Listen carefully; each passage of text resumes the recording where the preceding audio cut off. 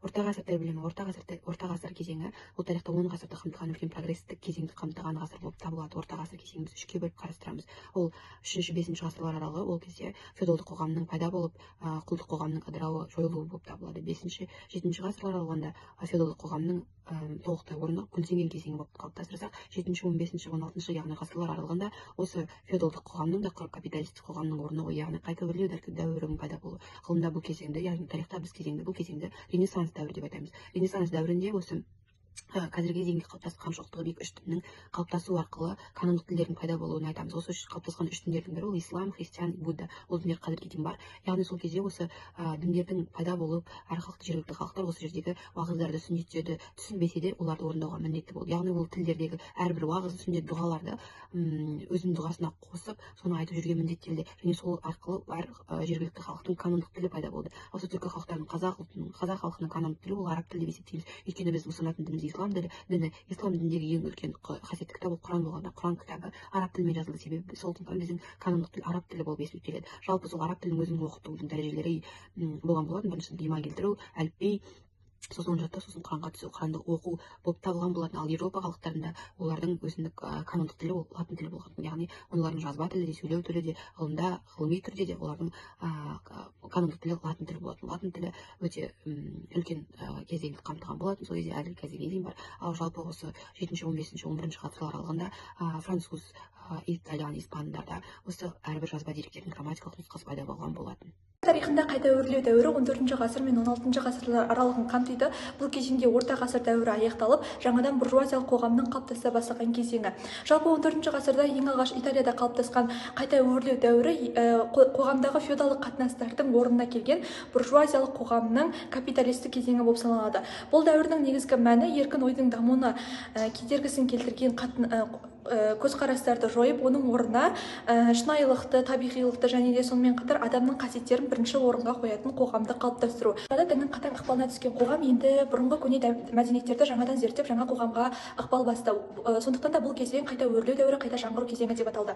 Жалпы қайта өркендеу кезеңі тіл біліміне ең үлкен әсерлерін тигізген болатын. Оның ішіндегі ең ауқымды мәселелері ең бірінші ұлт тілдерінің қалыптасуы мен дамуы, және де бұрын белгісіз болып келген тілдердің жаңа қоғамға бейімделуі, және де ежелгі дәуірдегі тіл туралы пікірлердің жаңадан қаралуы және де жаңадан зерттелуі болып саналады. Дүниежүзі мәдениеті мен ғылым саласын өркендете түскен халықтардың бірі арабтар. Жалпы арабтардың өркендеген дәуірі ол 7-12 ғасырлар, яғни халифат дәуірі. Жалпы арабтар негізінен фонетика саласын, морфология және де лексикография мәселелеріне көптеп тоқталған. Соның ішінде сөз жүйесін және де сөйлем синтаксисін зерттеген ол нарф саласы, және де келесі бізде сол сөйлемдердің сөздердің сөйлем ортасында орналасуы сарф, ал келесі бізде дыбыс жүйесі ол таджвид.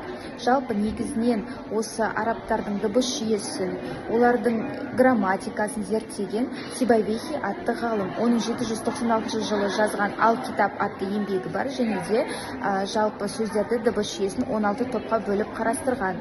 Сонымен қоса, олардың ерекше көңіл бөлгені ол лексикография, яғни лексикографияны зерттеген бізде Әл-Феруза Бади. Яғни ол осы лексикография жайлы толықтай мәлімет бере кетіп, оны зерттей түскен. Сонымен қоса, олар араб тіл білімін дамыта түскен кезінде көптеп мән берген ғалымдардың бірі Аристотель атты жеке алып тұлға.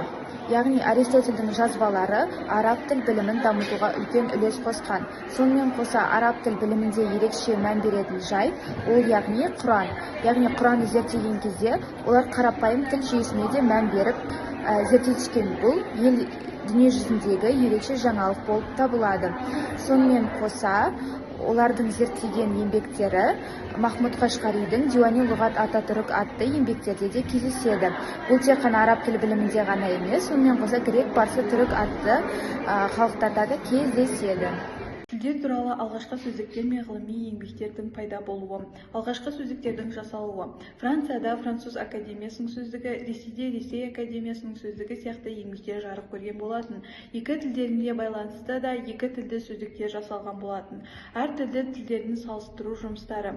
Ертеде әр халықтың тілінен материал жинап салыстыра бастайды. Тілдерді салыстыру олардың ұқсастықтары мен айырмашылықтарын анықтау үшін қажет болған болатын. Соның ішіндегі Паллас деген ғылым 1786 жылы және де 1791 жылдар аралығында 272 тілдегі сөздіктерді жинақтап, барлық тілдердің салыстырмалы сөздігі деген үлкен еңбек кітап жазған болатын. Соның ішінде қазақ тіліне де қатысты біраз сөздер болған екен. Басқа да зерттеулер бойынша 1784 жылы испан монахы Леранса Эрвас белгісіз тілдердің каталогы атты еңбек жазып, тілдер арасындағы ұқсастық пен айырмашылықтарды зерттеген болатын. Жалпы универсалды грамматика 1660 жылдары жарияланған. Оның негізін салушылар бізде француз ғалымдары, логик, философ, профессор Антуан Арно мен екіншісі бізде грамматист, философ, профессор Коллоназов екеуі бірігіп жасаған болатын. Бұлар өз заманында Франциядағы ғылыми оқу ағарту ісінің орталығы болған Пор-Роял монастырынан шыққан. Сол монастырда білім алғандықтан олар жасаған грамматиканың атын Пор-Роял грамматикасы деп немесе рационалды жалпы грамматика деп атаған болатын. Жалпы Пор-Роял грамматикасы ежелгі грек, еврей, француз тілдерінің материалдарын негізделген болатын, бірақ ол салыстырмалы грамматика емес, ол керісінше бізде логикалық, типологиялық грамматика болып айтылған болады. Оның жалпы негізгі мақсаты барлық тілдерге ортақ рационалды болу және солардың артықшылықтары мен кемшіліктерін жасау болатын. Бұл Пор-Роял грамматикасы жалпы екі бөлімнен тұрады. Екі тараудан, біріншісі бізде фонетика болса, екіншісі бізде морфология. Бірінші фонетика бізде ол 4 тараудан тұрады. Олар дыбыс, әріп, буын сипатталған. Ал екінші бөлім бізде 24 тараудан құралған. Оның морфология, синтаксис мәселелері қарастырылған болатын.